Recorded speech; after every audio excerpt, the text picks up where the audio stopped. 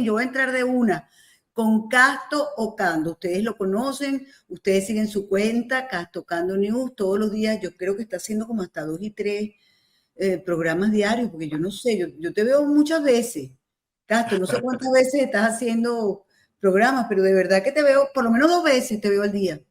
Sí, estoy haciendo un programa de noticias. Exactamente, estás haciendo un programa de noticias. Pero mira, noticias hay muchas. Yo quiero, primero que nada, comentarle a los amigos, sobre todo aquellos que viven en Panamá y los que viven en Venezuela también, que aparentemente se van a reanudar los vuelos entre Panamá y Venezuela a Panamá, por supuesto. Eso es una información que está apareciendo hace apenas una hora. No se sabe todavía, incluso yo hice algunas llamadas a Venezuela y lo que es el Avavit y estas cosas que tienen que ver con la aeronáutica, pues todavía no tienen la información oficial, pero es una noticia que está corriendo y bueno, vamos a esperar al día de mañana a ver si definitivamente esto queda confirmado. ¿Y cómo sería? Yo a veces me pregunto si se reanudan estos vuelos comerciales que paró el régimen chavista y después cuando se rompieron relaciones con Maduro por no reconocer las elecciones del 28 de Jota, las ratificó el señor Mulino, el presidente de Panamá, el presidente Mulino. Si se reanudan estos vuelos, ¿qué pasa?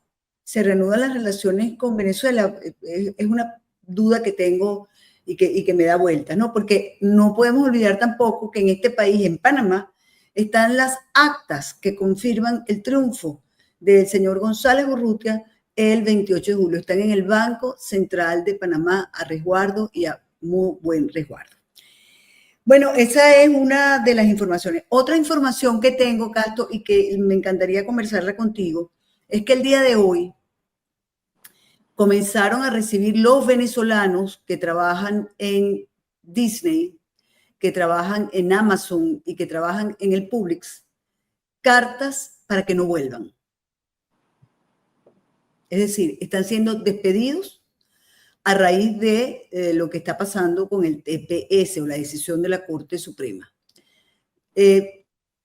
Le escuché parte de una entrevista, alocución que hizo el señor Marcos Rubio, en la cual dice que bueno, que todos aquellos que tienen TPS, pues bueno, que podrán pedir asilo, que muchos de ellos serán creíbles. El asilo se pide antes del año, Casto. Y hay venezolanos que tienen 4 años con un TPS, pero que además lo tienen porque han estado esperando que se cumplan. Todo esto me lo han explicado hoy. Yo la verdad es que no entiendo mucho del asunto, pero tienen que esperar a que les digan sí, ahora puede pasar a otro, no sé cómo se dice, formato, medida, pero en esos 4 años se les vencieron los pasaportes, tienen que tener un permiso para ir a un país a sacarse un pasaporte venezolano, ojalá que se los envíen. Es una cosa muy complicada, Castro, lo que está pasando. Yo quiero que tú me digas cuál es tu versión, cuál es tu opinión, qué es lo que tú crees. Bueno, Nito, mira, es una situación complicada porque por un lado hay una presión, sobre todo desde el Departamento de Seguridad Nacional, Kristi Noem, tratando de seguir esta directiva, ¿no? De sacar la mayor cantidad posible de deportados en todo sentido y obviamente el tema venezolano ha habido un enfoque porque al suspender el beneficio entonces tienes ahí una población lista para... Pero eso también está pasando con haitianos, con cubanos, con nicaragüenses. Pero en el caso venezolano es particularmente preocupante, sobre todo a la luz de todas estas alertas de viaje, por ejemplo, los informes recientes del propio gobierno de Estados Unidos que pintan la situación en Venezuela realmente de una forma dramática. Dramática. Entonces, ¿cómo lo vas a enviar de nuevo a un país donde la gente corre peligro?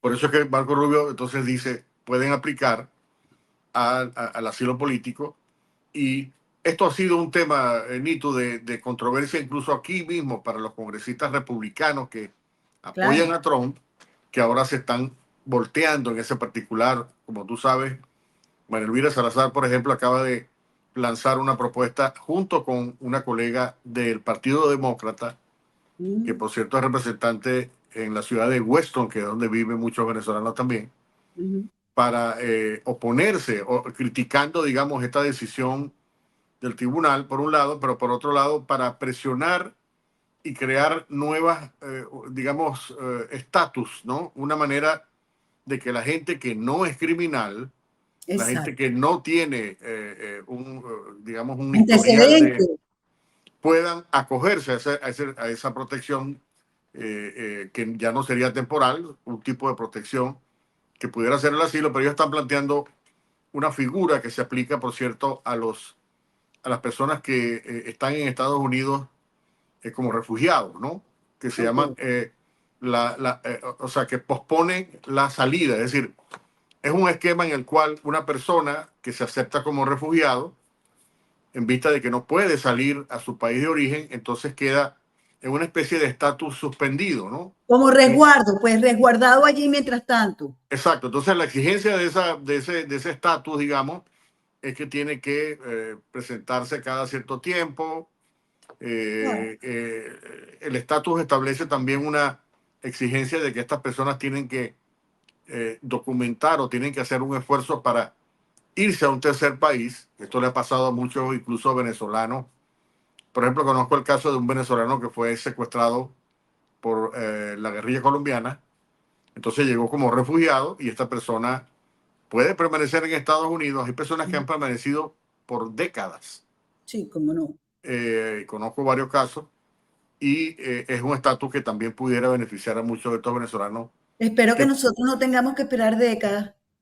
Y por eso es que también, porque fíjate, exacto, entonces hay esta cosa que yo te digo de verdad, aquí hay una guerra de información impresionante, porque por un lado, entonces, ayer te decían que Grenier estaba negociando con Maduro y con el régimen venezolano, uno por el otro lado decía, pero bueno, si Trump mismo ha dicho que él no va a negociar con delincuentes, habla del tren de Aragua, hablan de que el jefe del tren de Aragua está sentado en Miraflores, pero entonces este señor va, se tenía que haber traído 11 rehenes, se trajo uno, pero entonces después dicen que sí están negociando, ahora hoy dice que no está negociando absolutamente nada. La verdad es que, ¿qué es eso? ¿Qué es lo que está pasando? Porque uno siente que son, eh, yo comprendo que esto puede ser un tablero de ajedrez, pero uno siente que se dan dos pasitos para adelante y un pasito para atrás. No, no sé si me explico, Castro, lo que te quiero decir, porque además es un sentimiento, yo te estoy diciendo lo que, yo hoy estoy aturdida de tantas llamadas telefónicas, porque tengo amigas que fueron despedidas hoy, como te digo, de estas empresas. Y entonces uno dice, bueno, pero no, te lo pongo así, somos como un pueblo perseguido, pareciera que no nos quieren en ninguna parte. En todas partes somos un problema. Claro, somos 9 millones ya, según las últimas cifras, somos muchos. Por eso es que necesitamos ayuda para salir del régimen, para devolvernos todos para nuestro país y no ser un estorbo en ningún lado. exacto. Ajá. Mira, Bueno, Nito, yo creo que hay que separar, digamos, por una parte, todo este esfuerzo para las deportaciones, que es una política en general, ¿no? No solamente, repito, son los venezolanos los que están siendo deportados, sino hay otras comunidades, muchísimas comunidades que también están enfrentando la misma situación. Hay que separar eso con respecto a lo otro que está pasando, que son estas negociaciones, que en mi opinión es como, en este momento es como un campo de batalla, ¿no? Es decir, exacto.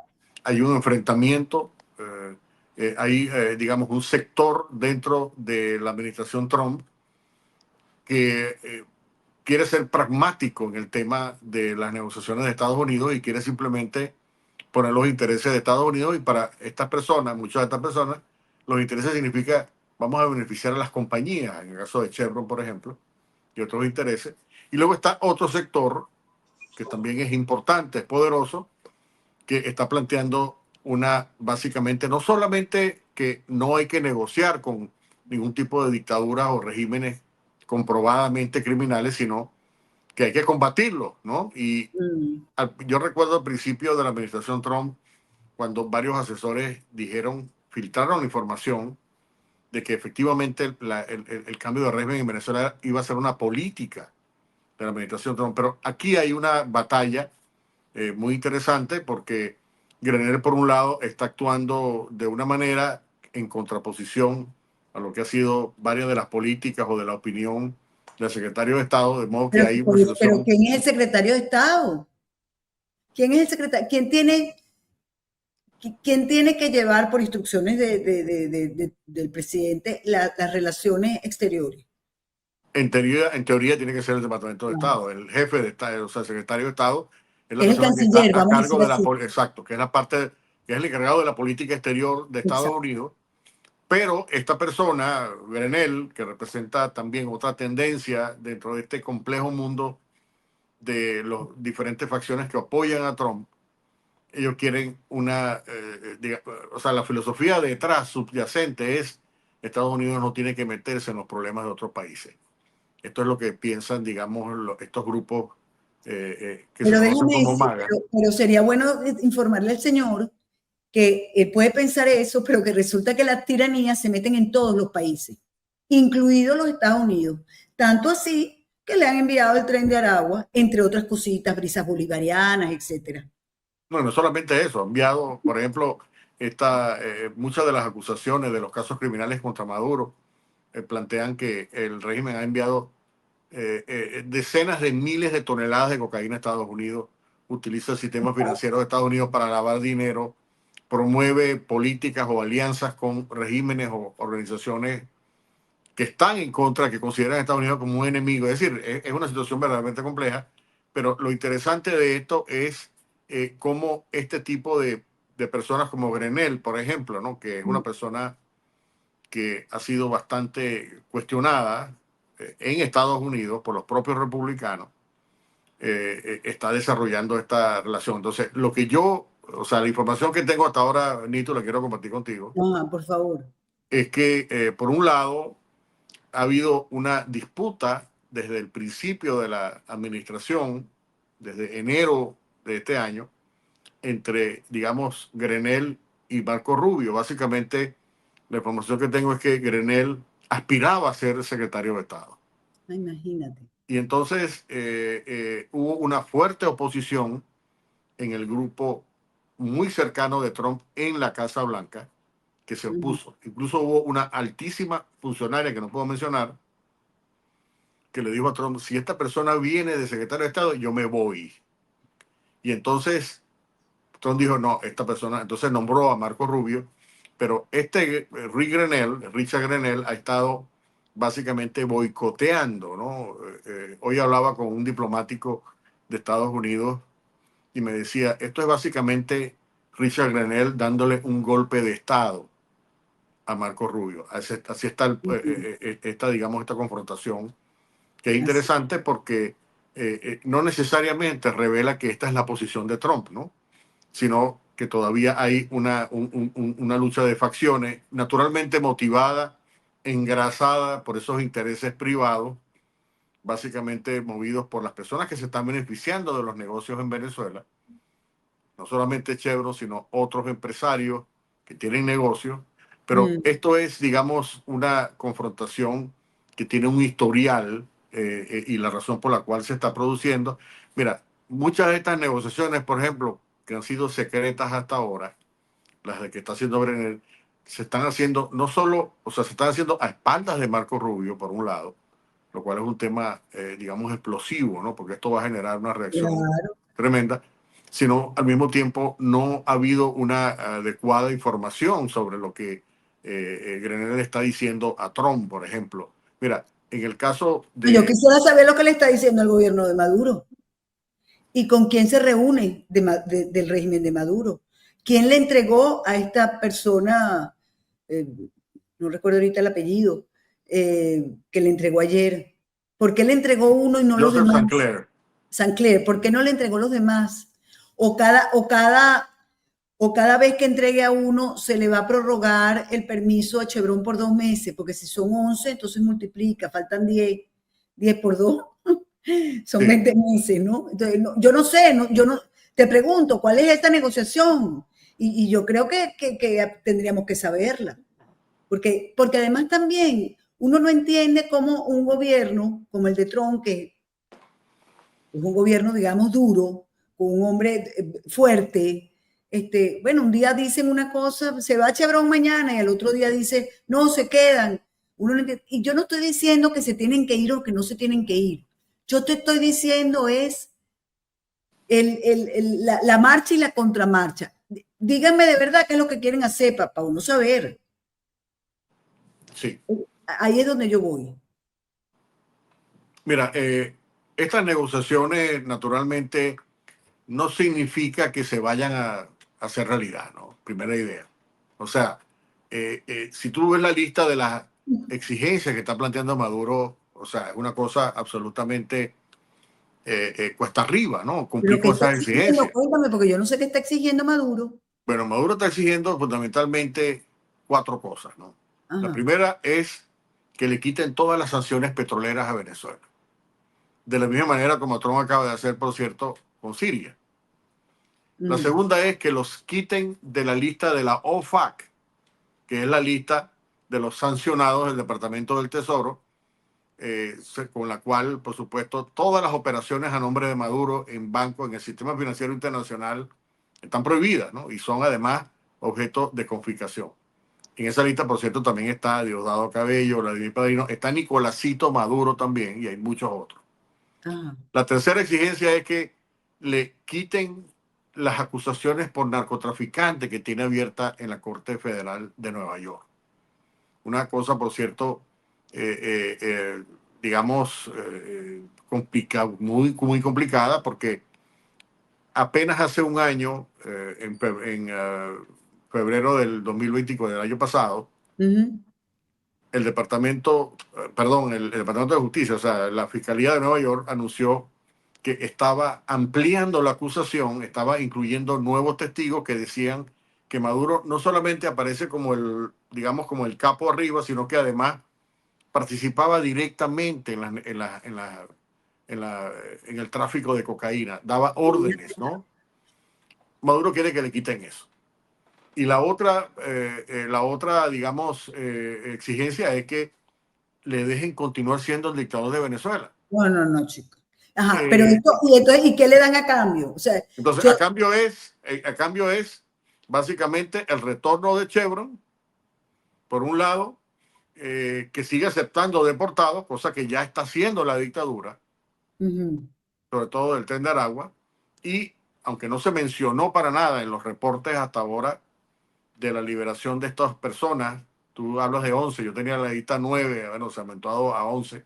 bueno, no digo 11 porque hay un israelí y hay un, Bueno, no, hay 70 y pico extranjeros, pero en la pero yo lista sé que hay estaban 9 norteamericanos. 9 9 norteamericanos. norteamericanos, pero estaban pidiendo Sí. dos más, un israelí y otro que no me acuerdo de qué nacionalidad. Ok, entonces el tema es que eso no se ha planteado, digamos, entre estrategias, pero y eso es Ya va, básicamente ya lo va, que ya está va. pidiendo Maduro. La negociación es, quítenme las sanciones, quítenle las sanciones a mi gente, quítenme la acusación de narcotráfico, quítenme la cuestión de la OFAC, y Y entonces, déjeme ser dictador. y déjenme ser dictador, esa pistoladita, déjenme ponerlo aquí que se me olvidó. Ajá, y esa pistoladita, pero ¿qué da Maduro a cambio? ¿Qué es lo que les da Maduro a ellos? Eso es lo que a mí me parece Porque una absolutamente. negociación es dando, 50-50, yo te doy, tú me Exacto, das. pero eso es lo que a mí me parece absolutamente desproporcionado, porque básicamente lo que está diciendo Maduro es nosotros le abrimos las puertas a las compañías norteamericanas, sobre todo a Chevron, Ok, para que regresen, para que tengan más concesiones petroleras, es decir, un poco el acuerdo con ok. Ucrania, ¿no? Eso es básicamente lo que ellos están. Dejamos que ustedes, traemos a nuestros deportados y qué otra cosa. Más nada, ese es el Imagínate. punto, ese es el punto. Pero no ¿Y quién solamente está, eso. pero dime, ¿quién lleva adelante estas negociaciones tan Bueno, absurdas? de acuerdo a los reportes hasta ahora, es Richard Grenell, ¿no?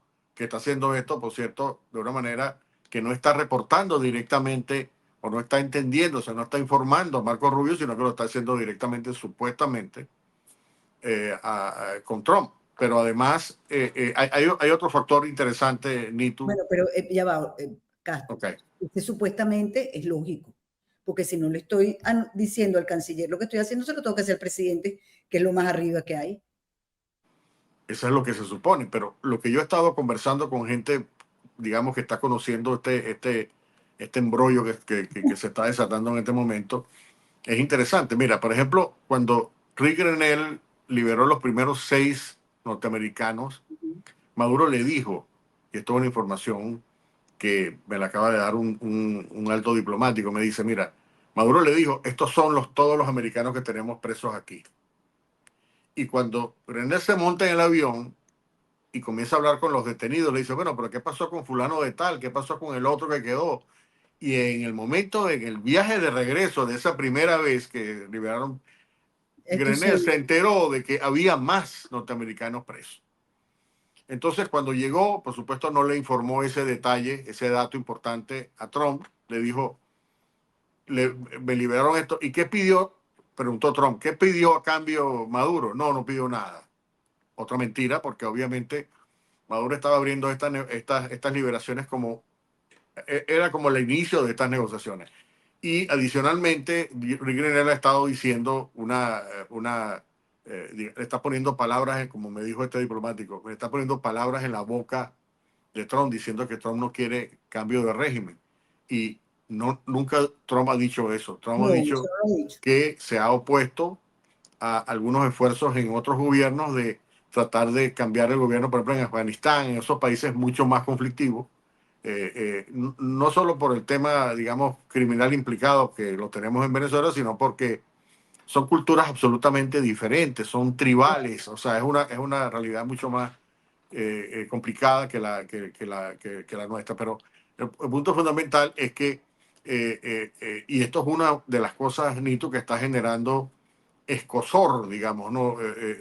Molestia en este otro grupo que no solamente incluye a Marco Rubio, digamos, y a otros grupos, a otros aliados dentro de la administración, sino también en el Congreso, que es la otra complicación que viene también dentro de esta batalla, porque hay un convencimiento de que Richard Grenell no sabe lo que está haciendo, ¿no? O sea, él está pensando que está logrando, está haciendo unos grandes logros, pero como tú lo sabes, Nito, el régimen se va a burlar finalmente Se de Richard burla. Grenell. Claro, y lo estamos viendo, además que se burla. Es más, ha tratado lo único que no ha dicho es que, aunque trató de hacerlo, ha tratado de decir que los 5 que salieron de la embajada fue una negociación. Este, y la verdad es que eso que se ha caído por su propio peso. Ahora, también hay una Absolutamente. información, Casto, de que ellos están efectivamente en los Estados Unidos y que estarían por hablar en estos días. No sé si tú manejas esa información. Sí, aparentemente la información que tengo es que van a aparecer en Washington junto con el secretario de Estado Marco Rubio para ofrecer las primeras declaraciones. Eso es lo que tengo entendido. No sé cuándo se va a producir, pero sí, efectivamente salieron, están, tú sabes, reencontrándose con su familia, probablemente restableciéndose después de tanto tiempo bajo secuestro. Pero eso es lo que, sí, esa es la misma información que yo tengo. Vamos a leer algunos comentarios de nuestros suscriptores que siempre opinan. Si tienen alguna pregunta también la pueden hacer y vamos a seguir conversando los últimos minutos que nos quedan. Aquí dice Carlos Nogales, tiene al mejor de todos ese bro si tiene buena información. Ajá, ese brother, pues, si tiene Sí, buena información. sí. Carmen Arrayave, saludos desde New Zealand. Tienes al mejor Nueva periodista en Zelanda. Nueva Zelanda. Tienes al mejor periodista en tu programa. Mira, pura flores. Vamos a ver qué otros comentarios hacen. Hola, esta es Gladys Ramírez. Dice, hola Nito, buenas noches. Qué bueno que te estoy viendo en vivo. Dios te bendiga, mil gracias. El de ayer estuvo muy bueno y el de hoy con Cas tocando es súper interesante. Abrazos. Si tienen alguna pregunta, algún comentario, me encantaría que lo pusieran allí para leerlo. Vamos a ver otro. Blanca Colmenari. Ni tú le preguntas acá tocando como si él tomara las decisiones de Estados Unidos y de paso en el tono que pregunta. Bueno, yo te estoy preguntando en mi tono de siempre, pero yo sé que tú no tomas las decisiones. Lo que sí No, sé, claro que Blanca, no. es que él tiene muchísima información y es más bien, es como una angustia, porque Sí. yo estoy muy angustiada con la cantidad de llamadas que he recibido hoy. Por ejemplo, yo no estoy entendiendo, y no sé si tú lo entiendes, estas cartas de prácticamente despido que le ha llegado a los venezolanos el día de hoy de estas 3 empresas que te dije. O sea, es terrible. Además de todo el problemón que tiene, además también lo vas a dejar sin trabajo, ¿no? Sí, es terrible. La verdad es que es una situación. Ahora, todo esto naturalmente tiene que ver con esta presión que está ejerciendo algunos sectores, digamos, que no necesariamente, mira, esta intervención de Marco Rubio ante el Congreso del día de hoy es muy significativa porque básicamente está rompiendo con esa línea dura de Kristi Noem, por ejemplo, de estos funcionarios que están obsesionados con tratar de cumplir unas metas, ¿no? Porque básicamente la administración quiere tratar de acelerar la salida de precios, no importa cómo, no importa quién, y naturalmente o lamentablemente los venezolanos están cayendo, pero cuando Marco Rubio dice, señores, a las personas que están afectadas por el TPS hay otras opciones, ¿no? Se pueden meter por aquí, por este callejón. O sea, me parece que, y viniendo de una persona como Marco Rubio, que es, digamos, el jefe de la política exterior, es muy llamativo porque es un Claro, mensaje también, ¿no? no, no, yo lo entiendo y lo entiendo perfectamente, pero yo también entiendo a los venezolanos que dicen, oye, yo tengo aquí, Nitu, yo tengo 3 años, 7 meses esperando que me llegue para el cambio de estatus. Ahora, ¿cómo quedo? Y además me votaron. Pero además tengo 2 hijos en el colegio. Pero tengo que pagar la renta. O sea, es un problemón, Castro. Es un Realmente problema, sí. es un problemón. Y además te dicen, y cuando uno le dice, pero mira, que parece que puedes pedir asilo, tú no puedes pedir asilo sino en el primer año. O sea, si yo Pero llego si lo ahorita, dice, mira, pero si Marco Rubio dice que se puede aplicar al asilo, tiene que haber una manera. Obviamente, esto es un tema más especializado para los abogados, etcétera, pero tiene que haber una vía, sobre todo cuando hay razones, que eso también lo dijo Marco Rubio, hay razones creíbles para probar que tú tienes una, digamos, un riesgo bastante importante de que te pero es metan que preso, que te torturen. el primer riesgo lo dicen ellos mismos le están diciendo a sus ciudadanos, no vayan a viajar para Venezuela y los que estén en Venezuela salgan inmediatamente de ahí. Sí. Sí, sí, o sea, entonces, ¿cómo tú le vas a pedir a una gente que salió del país? Porque esa es otra cosa que yo te quisiera preguntar, Castro. Y la señora Blanca, mire, yo con Castro hablo a calzón quitado. Este, te quería preguntar, por ejemplo, porque a alguien le oí decir que son 300.000 venezolanos, pero que dentro de esos 300.000 venezolanos a lo mejor llegaron 1.000 muy malucos, 2.000 muy malucos. Entonces yo te pregunto, el que entró por su aeropuerto con su pasaporte, que a lo mejor ahorita se le venció, pero que entró legal, que pidió su TPS, que ha hecho sus cosas, hay otros que entraron de otras maneras, por las fronteras, a pie, sin pasaporte. Si tú vas y le dices a los venezolanos, te pregunto, miren, tienen que ir todos a inmigración, vamos a hacer un chequeo de sus huellas digitales, de sus entradas, no sé. Tú ahí puedes descartar a muchos que entraron como tenían que entrar y los que no se presenten o los que no aparezcan, bueno, entraron de una manera, digamos, ilegal. Son dos cosas distintas. Te Mira, pregunto. mira, aquí hay varias cosas. En primer lugar, otra vez, ¿no? Lamentablemente, los venezolanos quedaron atrapados, digamos, en Sí. una confrontación entre estas políticas de la administración Biden que fueron percibidas o que están siendo percibidas por la administración Trump como un intento por, digamos, meter a inmigrantes que eventualmente pudieran convertirse en votos. Y esa es Mm, básicamente la crítica que ha dicho siempre, ¿no? Ellos querían básicamente modificar la demografía electoral de Estados Unidos. De hecho, en algunos estados lo lograron. lo lograron, Mm. exacto. Incluso en algunos estados han detectado casos, numerosos casos de personas que no tenían estatus, que no eran ciudadanas, incluso que eran ilegales, que estaban votando. Y hay estados donde ni siquiera se les pide un documento de identidad, simplemente es prohibido. En el caso, por ejemplo, de California, Nueva York, no se les exige ni siquiera un documento para ejercer el voto. No Pero se les creo que pregunta. eso no está cambiando, no está el No, no, eso no, eso hay otros estados que tienen una regla, hay una propuesta que Exacto. todavía no se ha aprobado, en la cual se establezca lo que llaman un ID, un documento oficial como requisito obligatorio para ejercer el voto. Y básicamente lo que ha dicho la administración Trump es que los demócratas querían eh, utilizar, digamos, a estas no sé cuántos millones de inmigrantes que entraron en esos 3 años de la administración Trump, perdón, Biden, para cautivar, digamos, votantes que les permitieran a ellos continuar ganando las elecciones. Esa es la crítica, ¿no? Nosotros entramos en esa disyuntiva, Y en esa lamentablemente. confrontación, ¿no? Y eso por un lado. Y el otro tema es que se trata también de una situación temporal. No hay que olvidar que al mismo tiempo que la Corte Suprema le está permitiendo a Trump suspender el TPS, también está diciendo a todas las personas que vas a deportar tienes que garantizarle el derecho A la defensa. a la defensa. Tienes que ir a un tribunal, es decir, tampoco es que va a ser una cosa que van a meter un montón de venezolanos en un camión y los van a lanzar para la frontera, ¿no? O en un avión. Tiene que haber ahora un proceso. O sea, es una medida, ¿no? Y naturalmente, mira, desde el punto de vista de las leyes de Estados Unidos, lo que está haciendo Trump y además que no solamente era una promesa electoral, sino también un clamor, y muchas de las encuestas que se han hecho sobre ese tema muestran un apoyo Y lo de la entiendo base que eligió perfectamente. a Trump para este tema, y se trataba también de una situación temporal, ¿no? Es decir, se llama Tratado Temporal de Protección.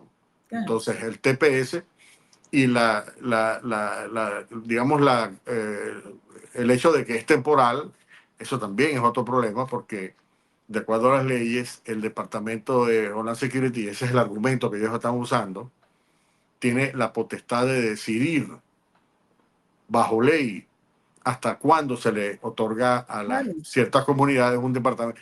Entonces, hay allí como es una polémica bastante complicada porque Estados Unidos tiene derecho a decidir quién se quede y quién no se queda en su territorio. O sea, No, yo hay que estoy decirlo completamente clara claramente. O en que sea, Trump está gobernando para su es muy gente. lamentable, ¿no? Para la gente que se ve afectada. Y naturalmente, si existe esta otra opción de decir, mire, yo voy a ser un perseguido, mucha gente vino aquí, por ejemplo, aduciendo que eran perseguidos y no eran perseguidos. Es decir, ha habido toda una situación lamentable, repito, porque esto está afectando a familias que no deberían ser afectadas. Y bueno, es una situación que, por cierto, está provocando también divisiones internas dentro de la administración. Como te dije al principio, hay un grupo de los congresistas de aquí, de Miami, están tratando de abrir nuevas alternativas. Le están pidiendo incluso a la propia secretaria de Homeland Security, al propio presidente Trump, que abra nuevas vías y que se evalúe, digamos, el valor, porque como se ha dicho siempre, ¿no? La comunidad venezolana en su mayoría es una comunidad que no solamente tiene un alto nivel educativo, sino que también tiene una capacidad de trabajo importante y además pagan impuestos, que esa es la otra parte importante de la ecuación. Yo soy una convencida de que Trump está gobernando para su gente y su gente son los norteamericanos y eso lo entendemos. Yo particularmente lo entiendo perfectamente. Él hizo esas promesas que tú dijiste y las está cumpliendo. Y al norteamericano pues le gusta, pero también es cierto que hay una comunidad hispana cada vez más grande, latina, que también vota, que también ejerce su derecho al voto y que siempre hay elecciones de medio término y que, por ejemplo, el estado de Florida podría Exacto. cambiar porque hay muchos afectados y con eso afectaría enormemente pues a los representantes electos, gracias en muchos de ellos por el voto latino.